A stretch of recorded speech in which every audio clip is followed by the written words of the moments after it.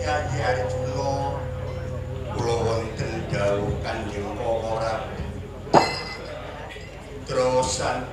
keringetmu kebak ngebani wa. Tarik mami.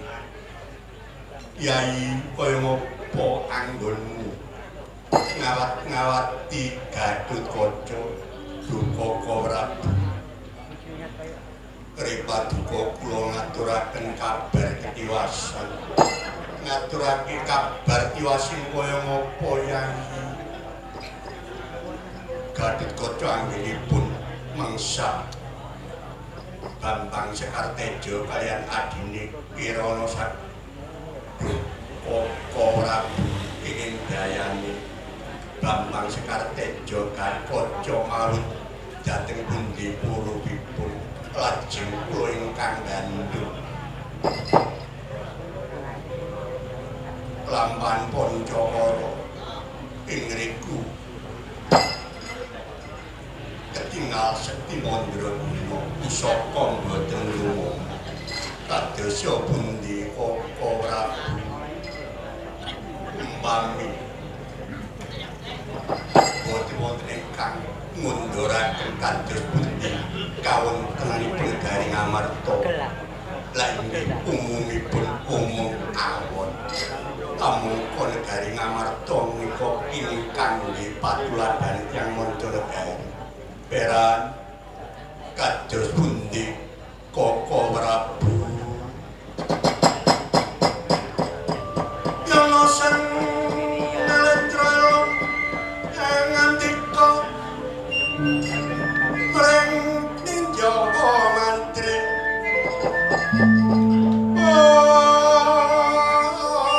mreng kunjarane nagara kudu sakit jahe kota disayap jahe kopro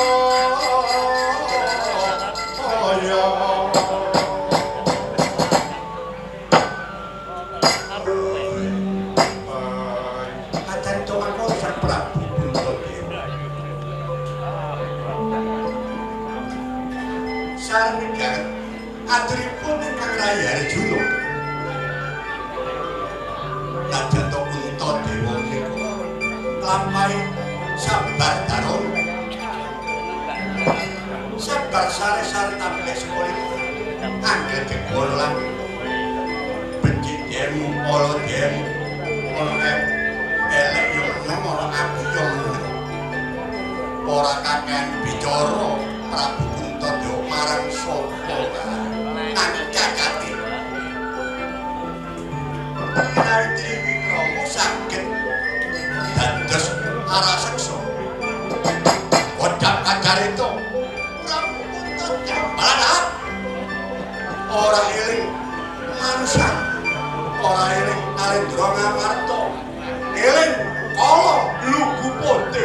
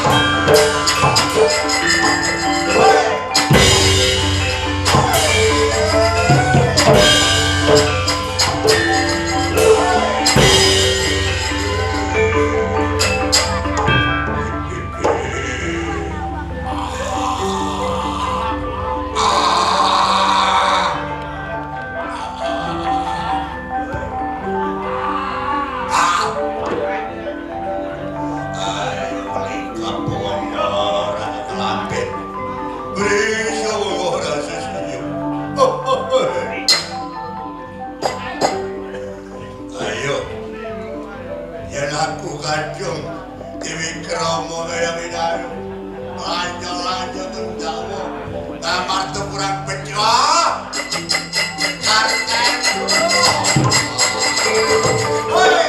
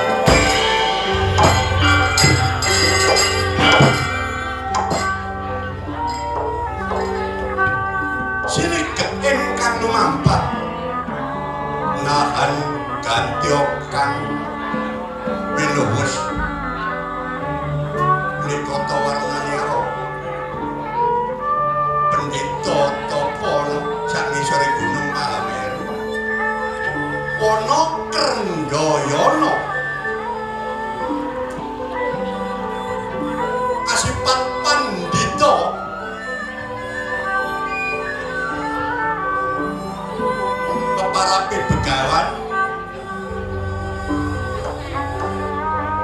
Kesawa Jati Begawan Kesawa Jati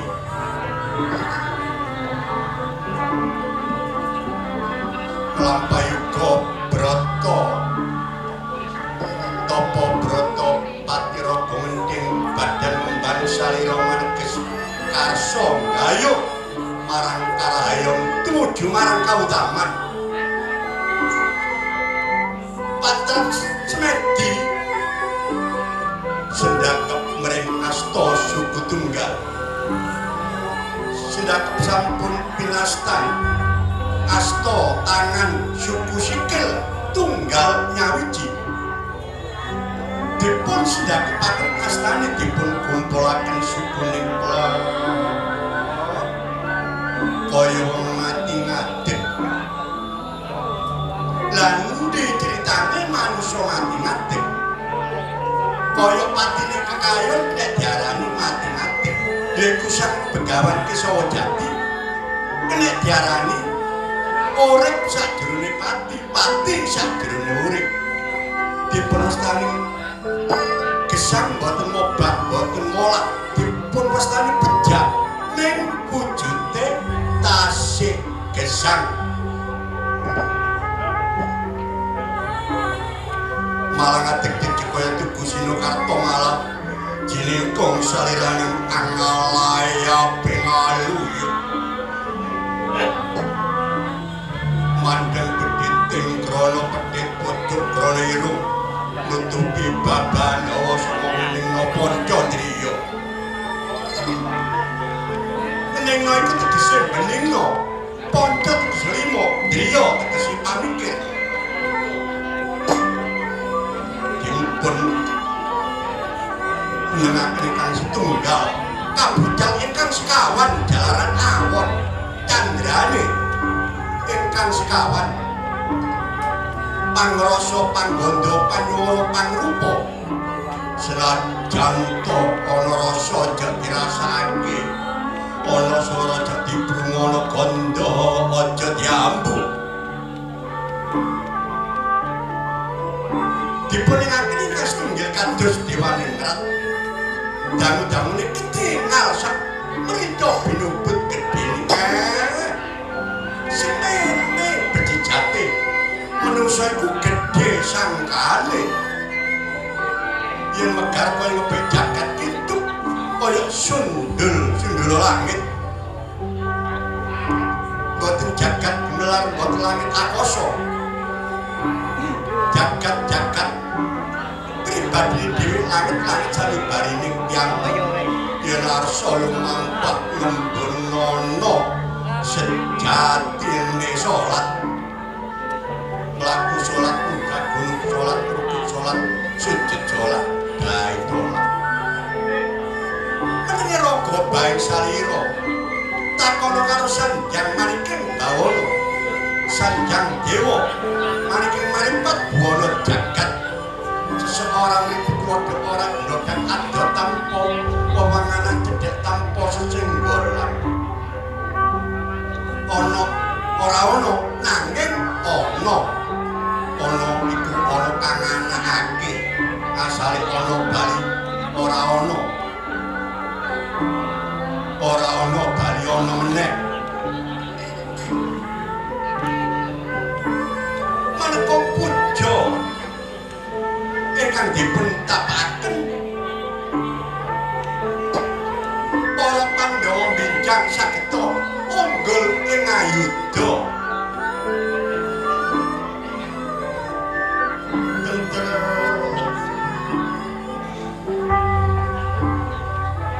najan to ana satriya perkara pandhing ana kelek kanan kelek kiri ora direwes eling-eling wong tapa ana unen-unen burung tapa sida tampa ora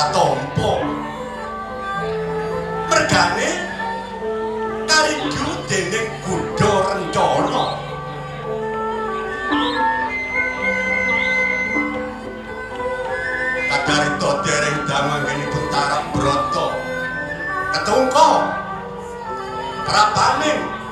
kala lugu putih.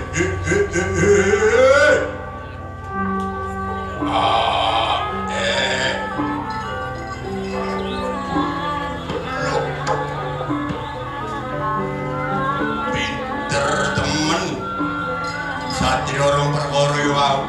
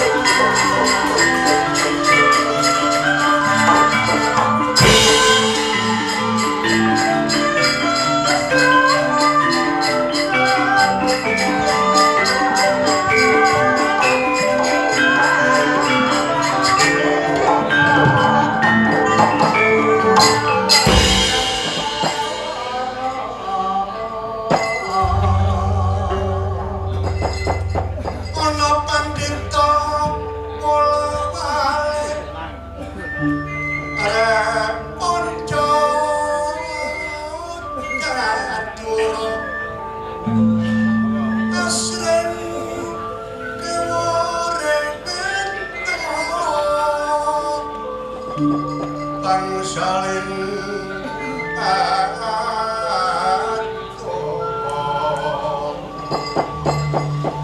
Sitipang tuwos sinadong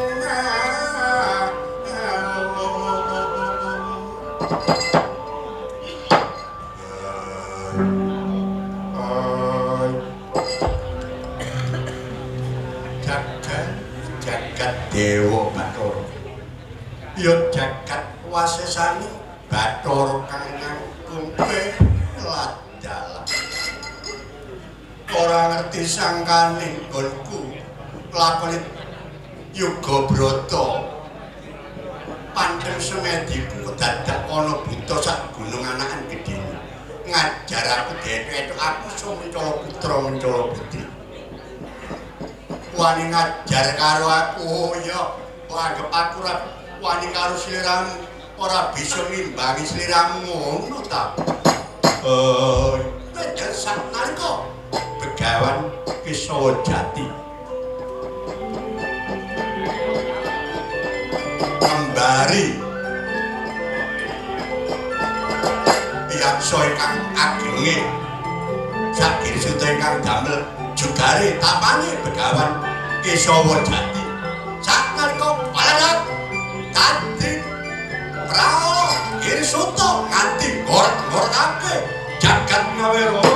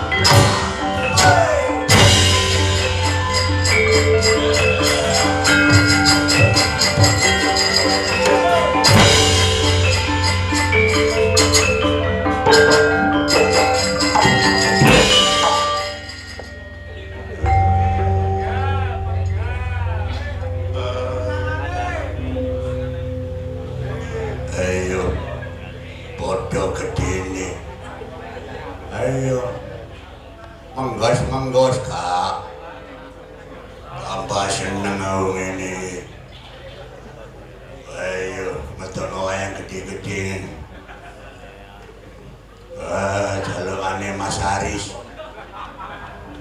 Bojoe Pak Lurah, bojo Bu Lurah. Jaluk ketara buta-buta. Ya iya. Iki sing jaluk.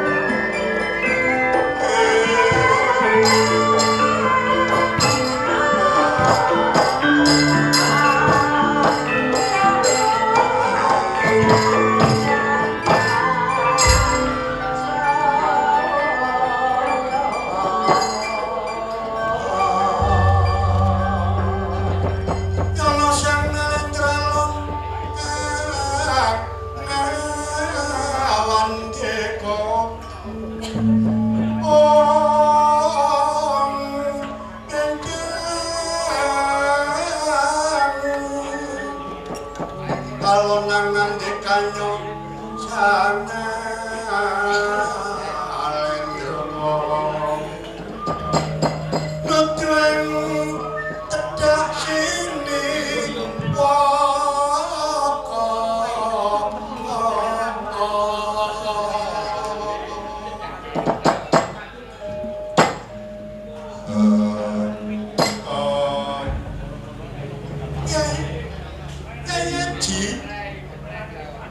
wonten dawuh Koko Prabu kedadosan kados mekaten dos pundi Yayi nalar-nalaripun lara-laripun dos pundi Koko Prabu mugi kawuningan nalika kula wonten Praja Ngamarta kedatengan satria ladak Sembada pidak-pidak kaya menjangan kebilar naminipun Bambang Sekar Tejo ingkang wigatosipun badhe taken riwayat kaliyan sejarahipun negari Ngamarta Purwa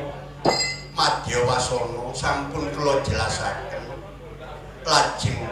taken dhateng Yayi Werkudara ingkang miruda tanpa peponya kula dipun paiben kata-kata boten sisah kula niki baka setunggal ingkang estunipun piyambakipun kepingin brasta yang ingkang kirang prayogi utawi boten cecek kaliyan kawontenan penggak menapa ingkang dados goteke tiyang Monjo Negari inggih ajeng watipun Yayi Harjuno boten serantangan mundhut sawaping pengidon wonten saking ngandhapipun kursi gading kaantemake Sekar Tejo ambyuk dipelek larak Gatotkaca dhateng maryani alun-alun sulayane rembag dados Pancakara kasoran Gatotkaca dipun budal kados pundi dawahipun boten kandheng Yayi Harjuno ajeng boten saged ngayahi karya kathah-kathah matur dhateng Ripaduka Kang Mas kula kados dening judhek bledak dados Brahala kelampan Pancakara kaliyan Bambang Sekar Tejo kaliyan adine Putut Kirana Sakti duh perang piyambakipun keweran malajeng nyumbari kula kapuri nututi manjing wana kula mboten kertos sangkan wonten pendhita tapa menika kula mila kula nyuwun pangapunten menika kula klentu penampi kula anggep inggih menika Bambang Sekar Tejo kaliyan Kirana Sakti pramila kula cumantaka wantun jugaraken panjenengan tapa duh Kang Mas kula ngaturaken kalepatan dhumateng Paduka Koko Prabu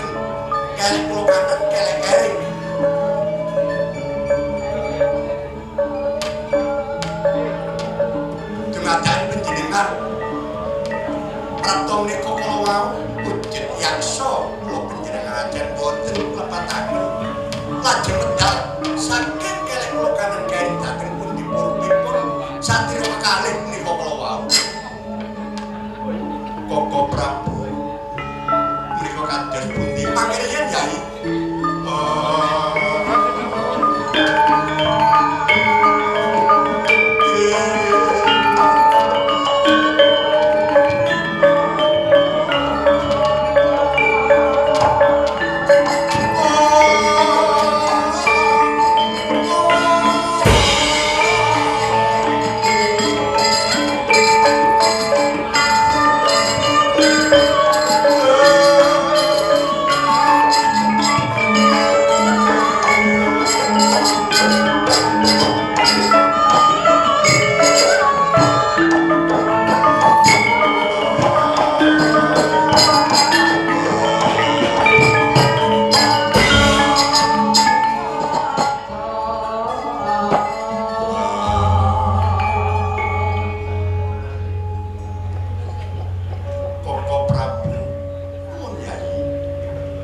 kados pundi Koko Prabu ngaten kemawon Yai panjenengan kula atur kondur dhateng Raja Ngamarta